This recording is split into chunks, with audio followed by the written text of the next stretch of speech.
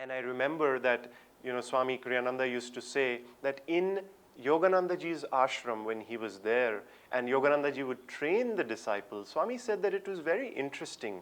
When Swami was put in charge of the monks by Yoganandaji, Swami said one would imagine, Master would say, okay, now sit down and let me tell you how to do this, because he had no experience organizing the monks, many of whom had come to Master way before Swami. And so Swami said, I was expecting Master would come and say, now do this, don't do that, work with them in this way. Swami said nothing. Master did not even say a word to him how he had to go about doing that. And also, many of the great works that Swami did in his life, all the communities he formed, all the music he wrote, isn't it interesting that really you and I, our future depended on all of that, and it was such an important thing in that sense.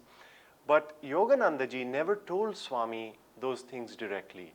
He never said, one day you have to form these world brotherhood communities. He never told him, you have to write all this music, which is just so fascinating. When you and I, as truth seekers, we have all these wonderful teachings and we want to share it with others, let's also keep that in mind, that the best and the highest service we can do others is through vibration. That if we ourselves, just through our example, can be emissaries of light, if we can just radiate joy, if we can radiate calmness and kindness, really that is all we often have to do. And what that does is all of those things are magnetic. And when then people, your friends or your spouse or whoever see you, they will feel something. And when they do, it will, you can say, it will trigger that hunger in them. And they'll say, what do you have? You have something which I want. And that is the best way. When they approach you with that hunger and they ask you, tell me, what do you do? What do you practice?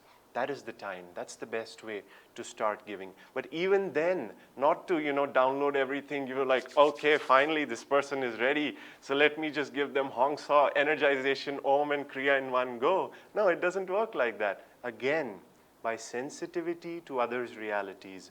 So, okay, somebody has come.